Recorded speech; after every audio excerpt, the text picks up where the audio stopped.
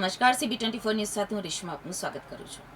રાજ્યમાં ચોરાયેલા મોબાઈલ શોધી કાઢવામાં ગુજરાત પોલીસ સમગ્ર દેશના મોટા રાજ્યોમાં ત્રીજા ક્રમે આવ્યું છે. રાષ્ટ્રીય સરેરાશ કરતાં ઊંચો રિકવરી રેટ મેળવીને ગુજરાત પોલીસે નવો કીર્તિમાન સ્થાપિત કર્યો છે.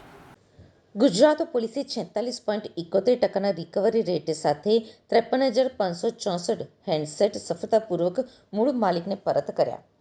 ગુજરાતમાં મોબાઈલ રિકવરીમાં શ્રેષ્ઠ કામગીરી બદલ અમદાવાદ શહેર, ડાંગ અને ભાવનગર જિલ્લાના નોડલ અધિકારીઓને રાજ્ય પોલીસ વડા ડોક્ટર KLN રાવ દ્વારા સન્માનિત કરાયા હતા.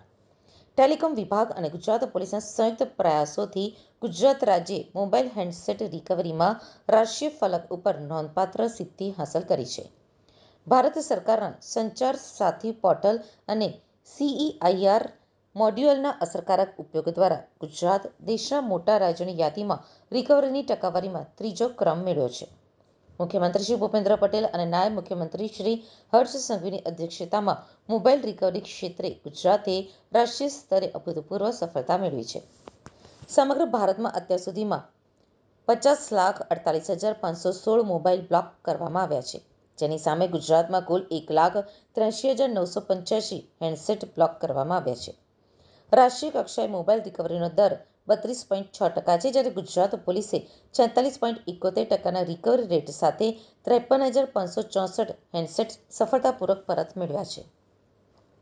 આ પ્રભાવશાળી દેખાવના કારણે મોટા રાજ્યોની યાદીમાં ગુજરાત સમગ્ર દેશમાં ત્રીજા સ્થાને રહ્યું છે.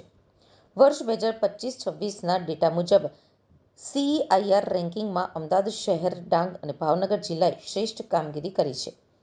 જિલ્લાવાર કામગીરીની વિગતો જોઈએ તો અમદાવાદ શહેરે સૌથી વધુ 25,500 બ્લોક વિનંતીઓ સામે 4,935 હેન્ડસેટ રિકવર કરીને 56.70ના ફાઇનલ સ્કોર સાથે રાજ્યમાં પ્રથમ ક્રમ પ્રાપ્ત કર્યો છે. ડાંગ જિલ્લો 328 બ્લોક વિનંતીઓ અને 77.33%ના ઊંચા એક્યુરસી સ્કોર સાથે 54.89 પોઈન્ટ્સ મેળવીને બીજા ક્રમે રહ્યું છે.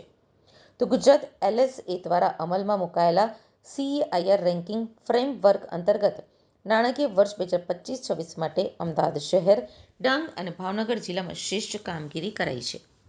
રાજ્ય પોલીસ વડા ડોક્ટર KLN રાવે આ જિલ્લાના નોડલ અધિકારીઓને તેમની અનન્ય કામગીરી બદલ શિલ્ડ અને પ્રમાણપત્ર આપીને સન્માનિત કર્યા હતા.